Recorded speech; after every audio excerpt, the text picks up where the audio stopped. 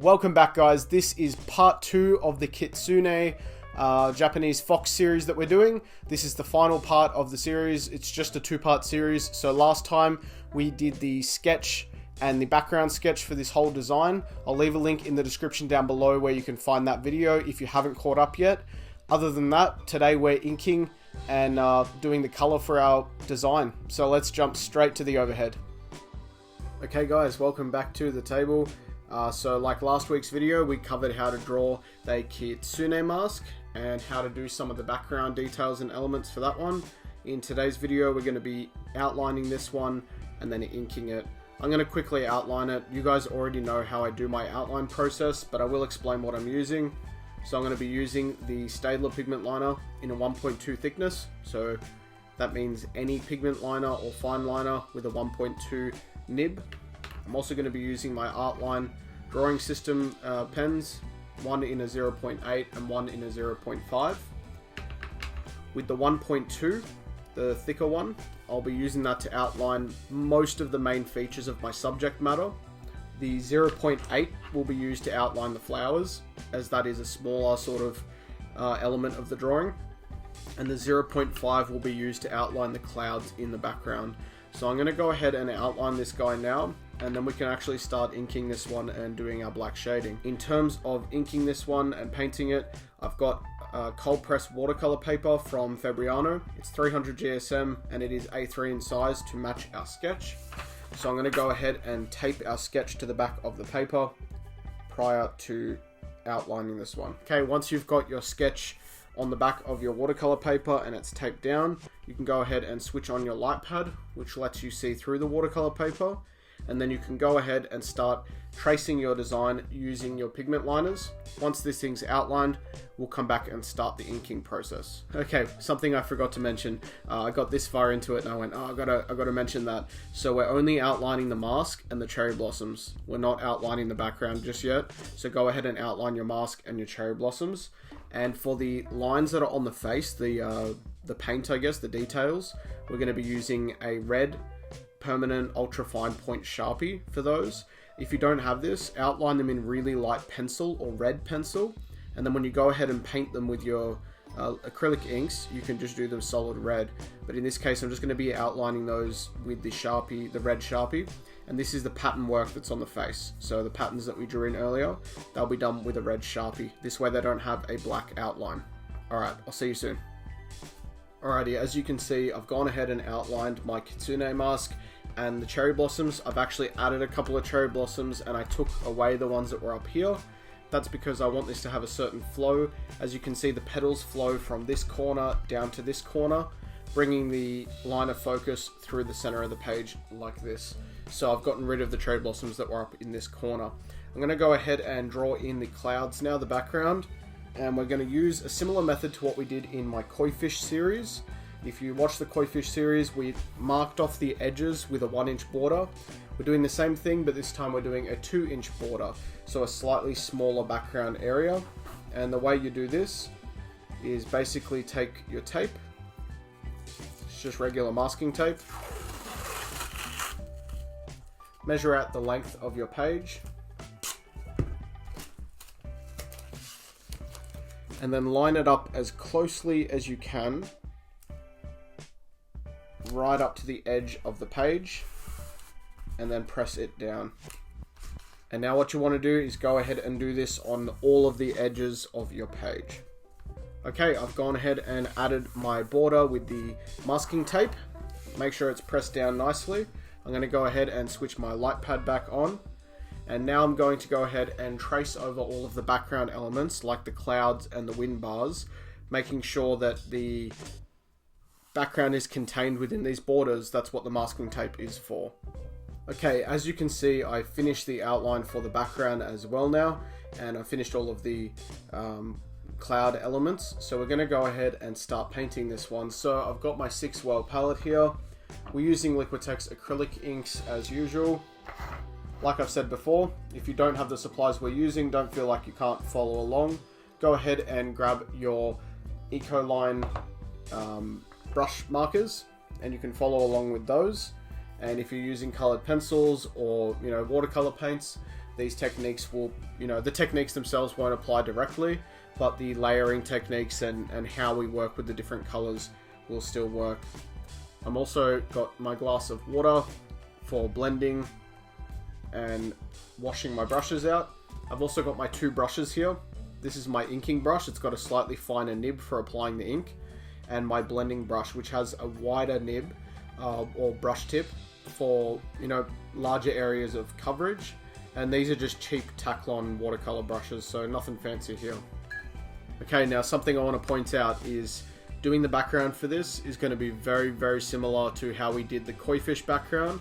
Waves, finger waves, and the clouds and wind bars sort of shaded in a very similar manner. So any of these straight bars are going to be the same as your flowing water, and the cloud shapes are kind of like your finger waves. So if you sort of already know how to shade them, you can go ahead and do that. But I'm basically going to take you through the process of shading these, and I'm just going to do a couple of examples for you. Okay, so I'm going to start you guys off in this bottom corner here to give you an example of how this is shaded, and then we'll go ahead and do the rest of it. So you want to load up your inking brush with a fair bit of your carbon black here, and you're going to take it and just lay black down in our corner, following the shape of your line. Like that. You can take your blending brush, draw the excess moisture out using your lips, and then just blend that out to a grey, coming right up to that line, and then leaving a little white edge on it. For the little row of clouds above this, we're going to do a similar thing. You're just not going to use as much black, just a thin little line of black along our curve there. Just like that.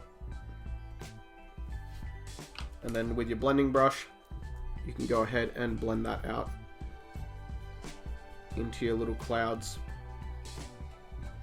And again, you want to make sure you're leaving a little white ring around the edges of your outline here. So how do we do the section just behind this? Well, we're actually going to make up a diluted grey for this. So we're going to go ahead and take our little water dripper and our carbon black. We'll do a drop or 2 of black and a few drops of water as well. And this will give it a watered down, more transparent look. And this is like equivalent to a grey wash. We'll get a little bit of that onto our blending brush and just paint in the next section, making sure you're leaving that white edge all along.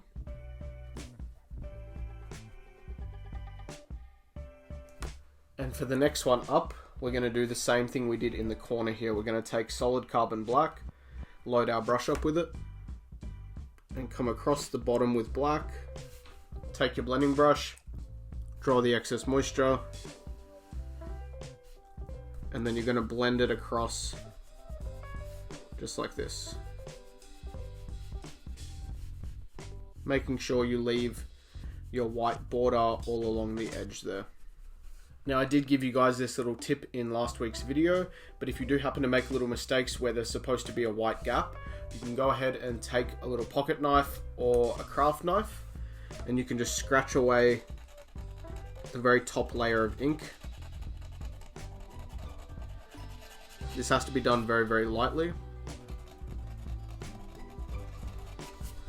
It'll leave you with a very clean edge.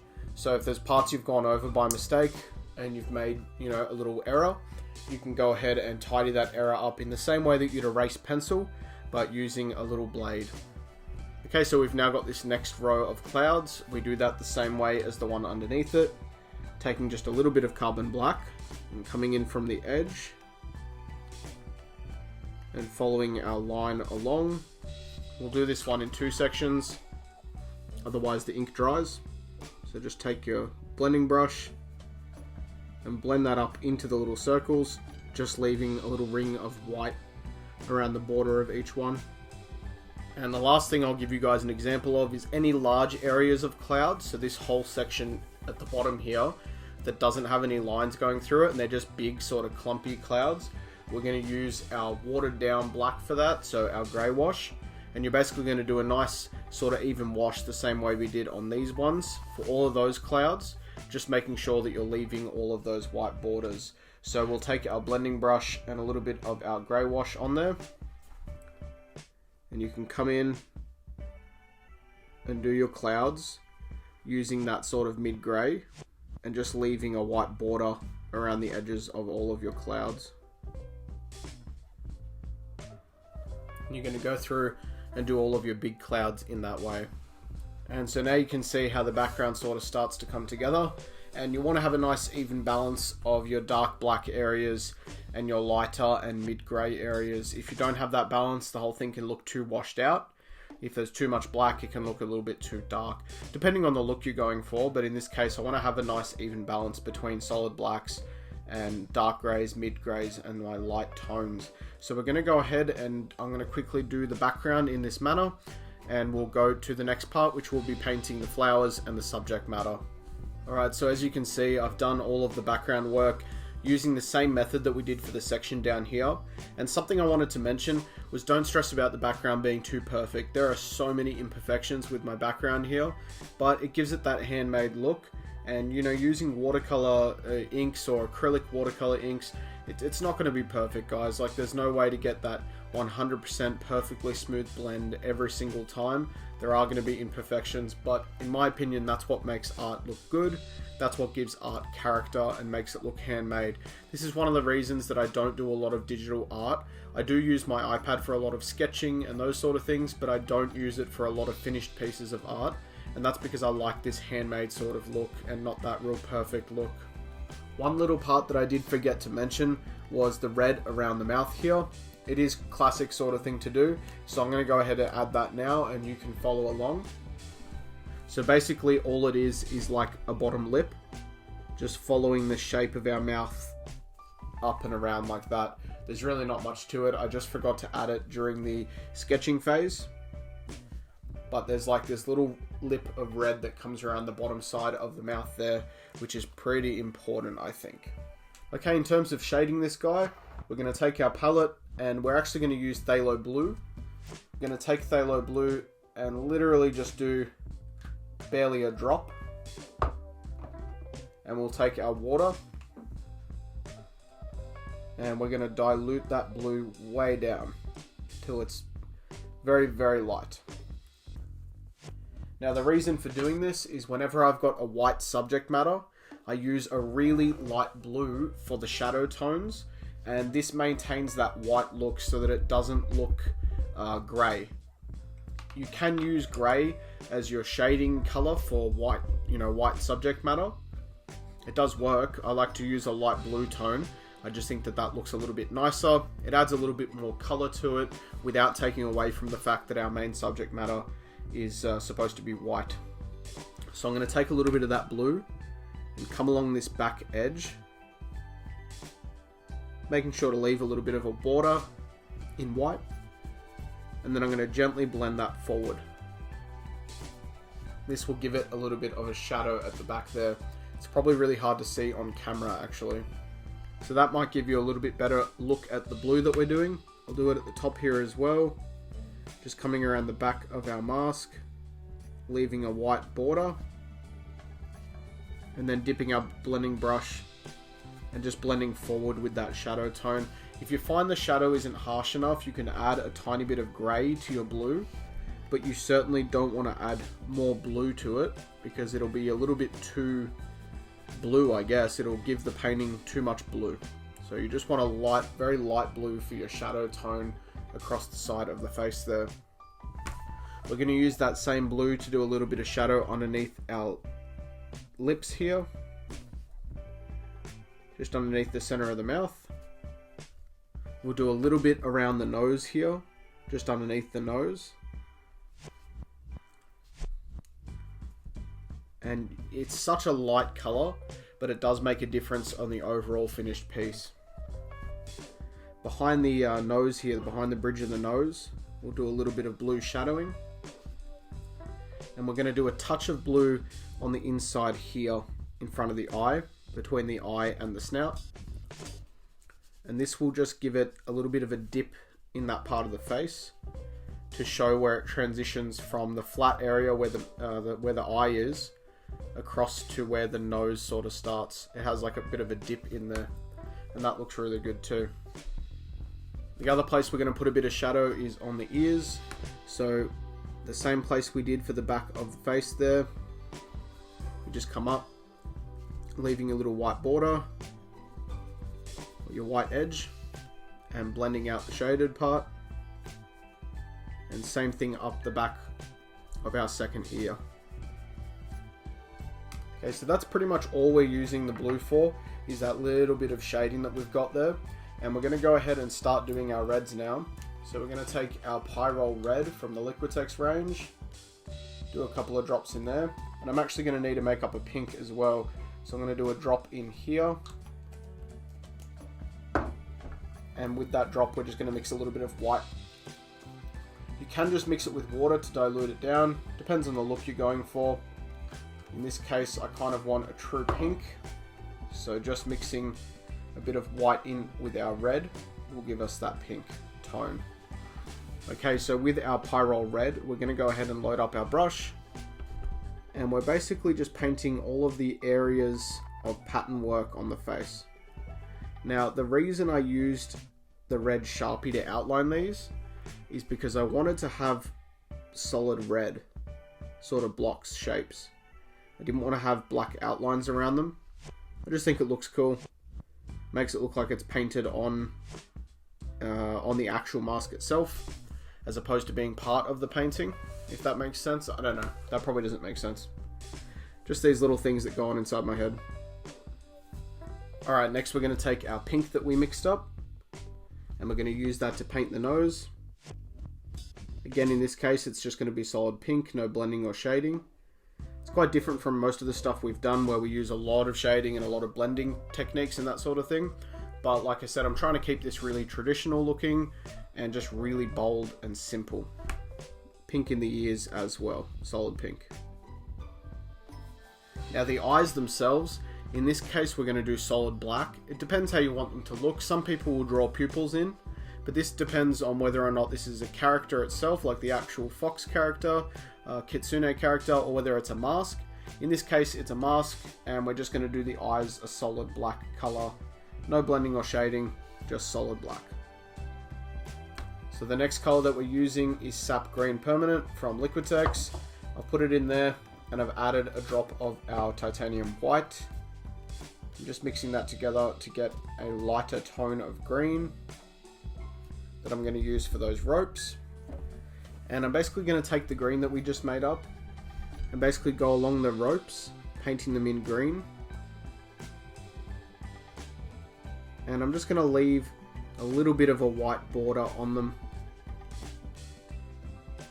just so that they've got that space. Okay, and you're going to go ahead and do that for all of the areas on your design that have rope on them.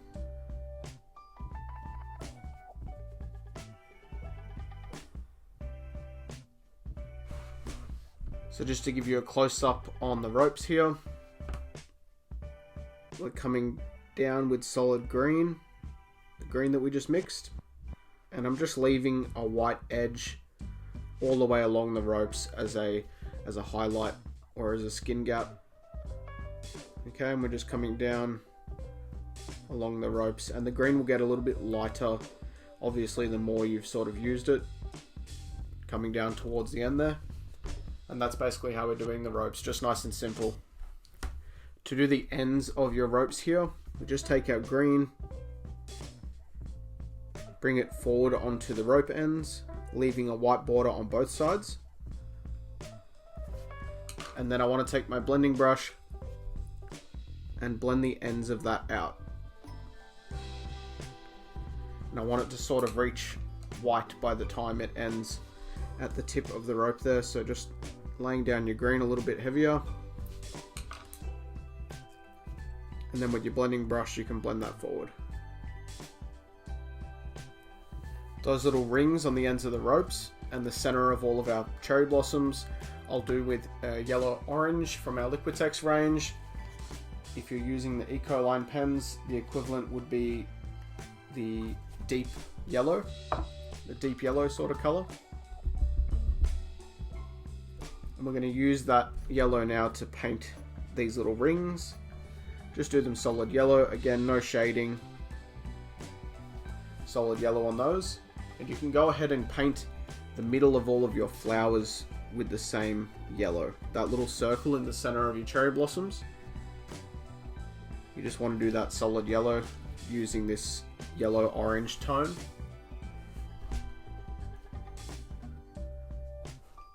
Okay guys, last things to do is paint the cherry blossoms in red. So we're going to go ahead and take a little bit of red on our brush. So for some of the cherry blossoms, I will do them solid red with just a layer of white on the outside of each of the petals. And for some of the other ones, I might do solid red from the outside and do like a little loop shape like that. And I just alternate between these depending on which flower I'm doing. Try to sort of add some variety to them and, you know, just make them look a little bit different from each other. Okay, last thing I've done is I've mixed a little bit of our sap green and the yellow together to give us the color for the leaves. And you're basically going to go ahead and color the cherry blossom leaves in this yellowy green sort of color. It just makes for like a nice light, almost lime green sort of tone that I think looks really good for cherry blossom leaves. It's pretty much always the tone that I use for doing cherry blossom leaves. Okay, it's finally here, the time that we all wait for, that moment, that magical moment of taking the masking tape off and having super clean borders underneath. And it looks like this. Just like that, guys, we have super clean borders, man. Like, putting the masking tape on there gives you really, really clean borders without having an actual drawn border. And I think it looks really sweet. So that's this one. And we're basically, the last thing you got to do is sign your artwork, as always. So I'll be doing that in the bottom right-hand corner.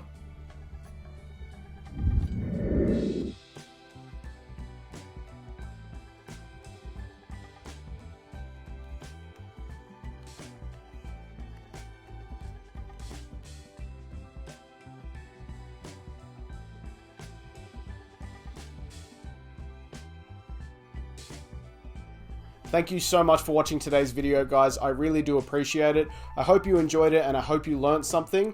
I'd love to see your paintings. So if you're interested in sending me one of your drawings or paintings, head over to Facebook at Daggett Designs and just flick me a message. I'd love to see your awesome artwork. Please leave a comment in the comment section down below, letting me know what you would like to see. This video series, the Kitsune drawing, was actually a request along with the cloud background. So I really do read your comments and I try my best to get back to every single one of them. So please leave a comment letting me know what you would like to see soon. Last but not least, if you're new to my channel, hit the subscribe button down below. Make sure you hit that notification bell so you never miss a video when they come out. Alright guys, I'll see you in the next video. Keep drawing. Bye.